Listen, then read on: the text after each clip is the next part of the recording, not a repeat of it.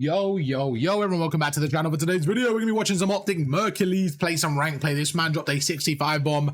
We're going to be breaking it down. It's going to be a little rewind hard point. I'm just going to show you guys how he plays, his decision making and stuff like that. We're just going to do a nice little quick deep dive into this one. Off the break here, you see he gets aggressive. Once he gets the first kill, we're going to go for the right hand side here, and straight away we're just understanding kind of the map, lines of sights and stuff like that. So off the break, as soon as he gets his first kill, it's just like plays like this to kind of set himself up. So now that he's cleared the right area of the map, he understands that, cool, this area is cleared. Logically, off the break, because I've cleared the right area, look, so he watches through, gets the first kill. As soon as he kills him, he sees no one else there right now. Okay, now that we've seen no one else there, we can assume that off the break the other opponents are going through middle. So straight away, do you see how quick he is? He goes up the door there, preempts this area. The first thing I noticed as well, playing by the hip. When I say playing by the hip, what that means is not aiming down sight, okay? Because when you aim down sight, you're basically predicting where they're coming from. But when you play by the hip, you're giving yourself a chance. So right now he thinks he could come from the right or the left. So now that he plays by the hip, he waits. Now that he sees him on the left, you're going to see he's going to drag his aim left and aim down sight. So when you play by the hip, it gives you that extra snap. I hope that makes sense, because right now, look, play by the hip,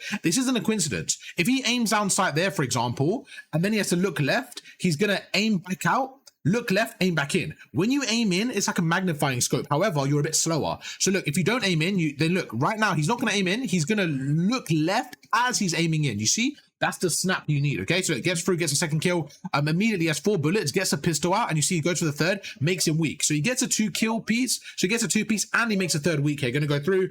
They're still on the bad side of the map here. Let's see what they can do, how we can kind of get across here. Can we make this quality a bit higher? Go for it. Let's make a little 4K. Why not? Oh, nice. Okay.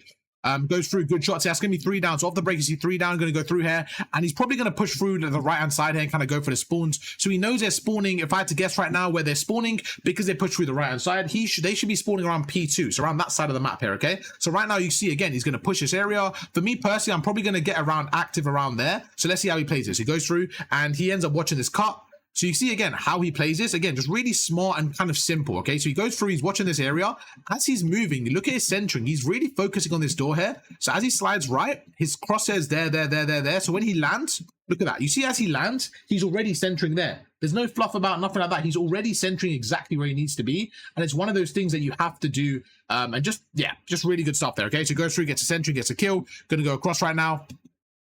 But right now we're going to go through, and as you can see, he gets the first kill. And again, just about the spawn knowledge, okay? So right now, where we go through, we get a 2-piece, we go across, get the third. As soon as he gets his kill, I want you to pay attention to the minimap, because the minimap is key. It gives us a picture. It paints something that we're not necessarily sure of, okay? So right now we could think, okay, do we have the spawns yet? Are they going to spawn out? We're not too sure, Look at the minimap.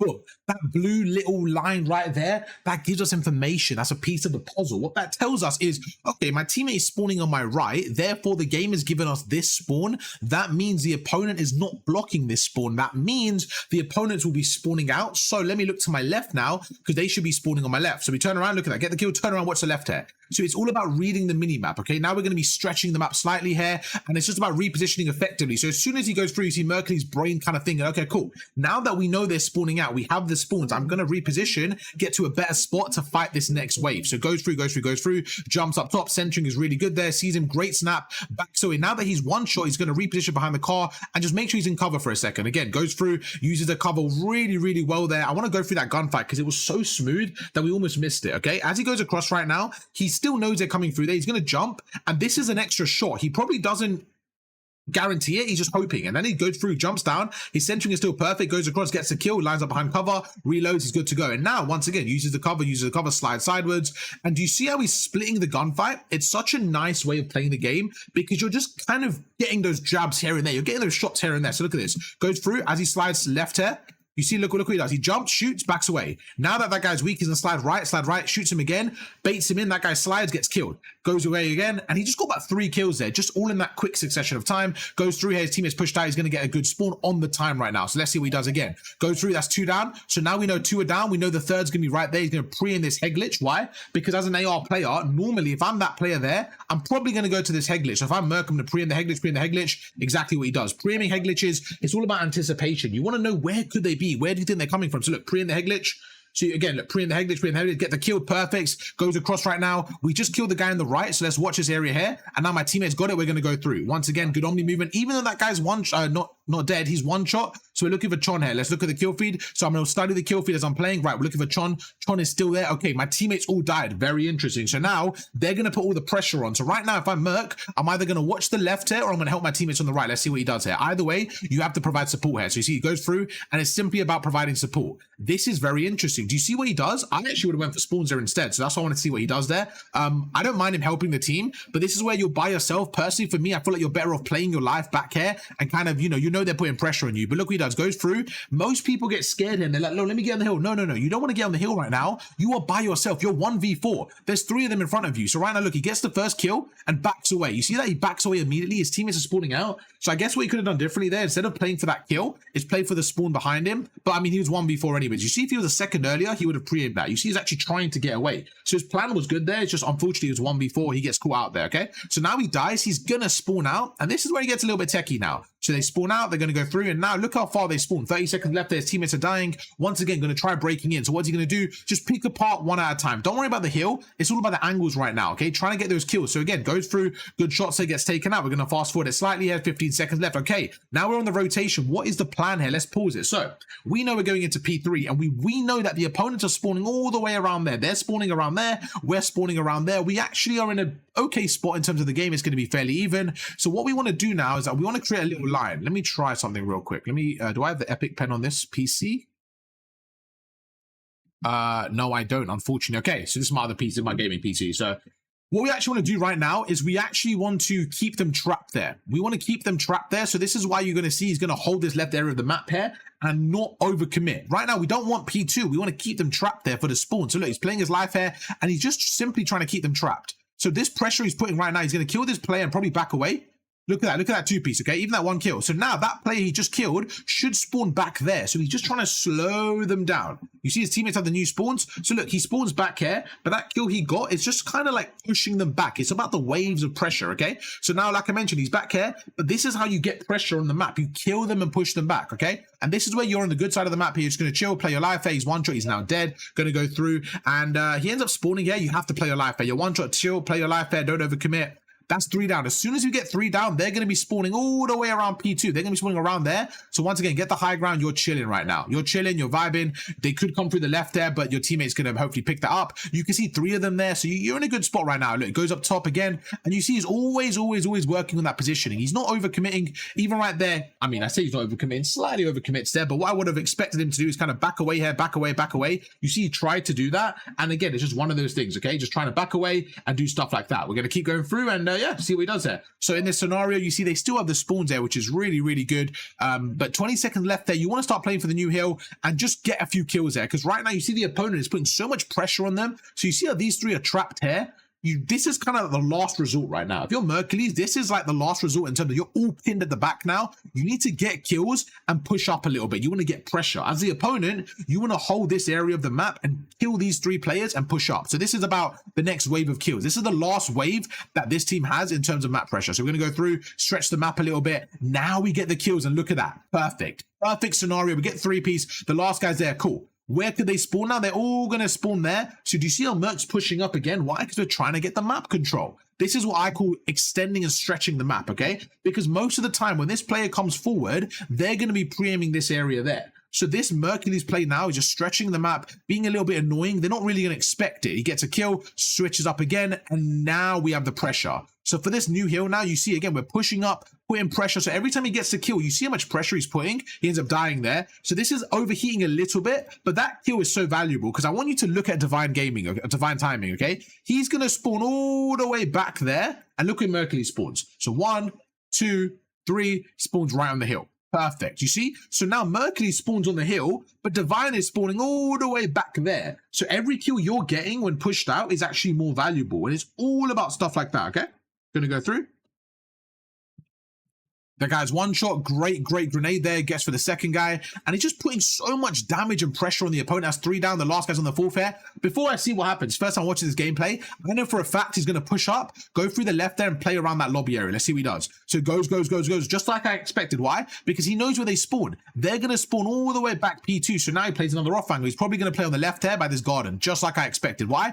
Because now look, chat, and this is what I mean. I'm not saying I could have done this to this level, but these are the plays you expect the pros to make because this is the right play. So right now, All three of these players, sorry, are pushing forward, and this is what I mean by extending the map, being annoying. Now, if I'm Merc and I get this kill, even if I die, this player here, Divine, again, he's going to spawn all the way back there, and I'm going to spawn on the hill. So every kill is valuable. If I get this kill, and if right now, if I'm Merc, if I can back away right now, I'm just being super annoying. So if I can back away and look at that, that reposition is everything.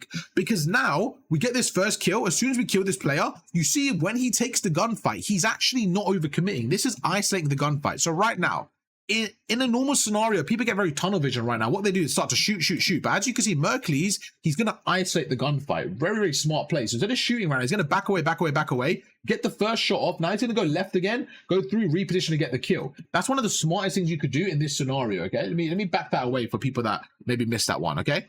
Right now, what you're going to see is Mercules reposition, and the way he controls the gunfight. Not only controls the gunfight, the way he isolates the gunfight. So right now he goes through. As you can see, he goes across there. He's cutting the lanes right now, goes through. So right now, if I pause it here, okay, most of the time in this scenario, what you'll see is this player do get very tunnel vision, start shooting this player right in front of him. But because this player's right there, you actually want to kind of create an angle. So look, as he shoots him, he's going to back away.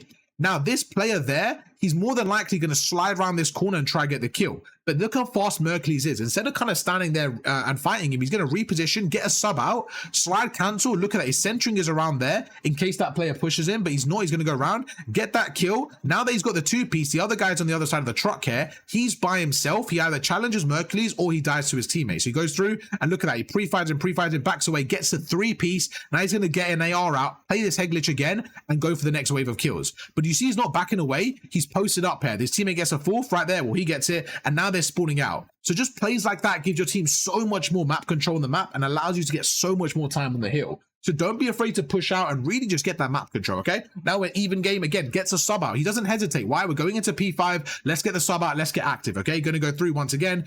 Great centering, gets the first kill. His teammates in the time here. He's going to go through, cut the lanes. Again, it's all about the off angles, okay? So go through. He knows they're spawning on the right here, and they're not going to look at that. Why? Because they're playing the off angles. So what he could have done there, played a little bit more passive, but that's up to you and your level of aggression. It's kind of like a risk to reward play right now. Like what you can do if you're Mercules right here, if you really want to, is just play a creddy spot. So I'll say someone like Pred, okay? Pred's a good example. He would probably go prone here and play a guaranteed kill. Someone like Merc right now, you see he's getting a little bit more greedy, but he could get the two-piece. It just depends on how you want to play. It depends on your appetite for the kill in that moment. And this is more flexible, I would say. But if he gets that kill and backs away, it's a great play. So just, you take the risk sometimes. That's absolutely okay. Something I want to talk about as well is look at this man's hill time, okay? He is not a second in the hill. And that's okay, because the way he's playing right now is he's fully pushing out cutting lanes. So you don't mind someone having no hill time if they're being valuable on the map, okay? And that's exactly what he's doing right now, putting a lot of value on the map. So it really just depends on how they're playing and what they're doing, okay? First P5, this one's just going to be mixy, just going to go. He's just trying to go in one at a time, get the gunfights. You see they get 4 down. What does he do? Push, cut the lanes, okay? So now this is, again, remember I said about the risk appetite? Right now, what you're seeing is something very similar. But instead of him getting over aggressive, so right now, it's about a timing thing, okay? They've spawned up. So if you're Mercules right now, you either sit on this head glitch here on the left and play an off angle, or you try to get to this head glitch here. Now, let's say you do get to the head glitch here. It's probably a better spot, but you could get killed on the way there. So this is kind of like a checkpoint. He's happy to stay here and guarantee for a kill. This is more safe for a guarantee, but it's probably less effective as a spot. So you see, he plays his life, gets a kill. As soon as he gets that kill, he's more than likely going to reposition. You see, he goes through, gets a two-piece. Even though he dies there, that two-piece is so valuable, it puts more pressure on the opponent. And now, once again, he spawns up, and it's just the constant pressure he's putting on the map here, which is super, super impactful to see, okay? Going to go through, once again, gets an AR out. So you can see there's no funny business. He's never like, oh, what do I need to run? Okay, sub for P5, AR for P1. And this is what you call a flex player. Someone who always does what's right on the map, okay? Once again, no heal time. Why not? Because he's stretching the map. So many people in rank play, they jump on the hill. Right now, could Mercules get on the hill? Sure. But he understands that, you know what? This left street is so valuable. I would rather guarantee the left street than get on the hill. And this is where people are screaming in rank play, yo, get on the hill, get on the hill. But right now, you can see what he's doing.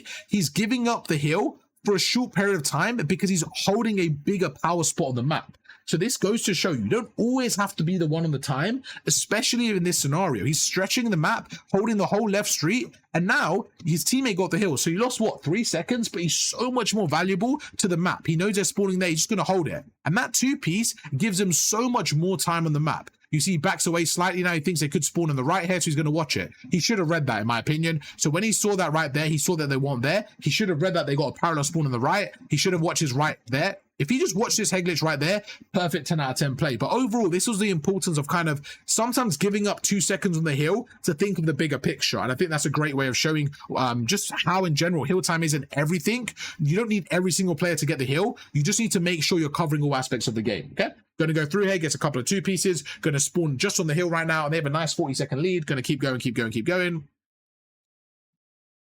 What happens there? Okay, 15 seconds left there. So now he's going to play a little bit more passive because his team's spawning out. So he's like, cool, let me play my life there. So right now his whole team's spawning out. So his role is now changed. His role now, instead of being a slayer, is just kind of soak the pressure, play my life, and just honestly make sure they can't push us. That's all he's going to do right now. So he goes through, look, playing an off angle. He's trying to get a guaranteed kill. You see, he's not overcommitting. He's just taking his time, taking his time. And this is what a guaranteed kill looks like. There's one. As soon as he gets a kill, repositions, and look, he's ready for the second. He's going to go around and he's ready for these kills. Now, every kill that they get, they're going to spawn the opponents out. Another one, he's kind of isolating it. Now his teammates with him, he's chilling. He's chilling. Gets a kill, goes through. He should have waited there because he was weak. Again, he's better than me. I'm not saying that, but these are small plays that in the moment. Like when he's one shot right there, I don't think he should have slid out because he's so weak. He should have maybe chilled for a second. But again, that aggression that he puts on the map, even though he dies, is actually a good thing because it overall, like even if he gets some shots off, it shows he's not afraid to die. And I think it's a really good thing to not overcommit your life sometimes, sorry, not overplay your life sometimes, and really just, you know, play for the team. Right now, again, no funny business. This guy's one shot, chucks the grenade, goes through, and why he's pre-aiming that is because that guy's behind the car, right? He has one option.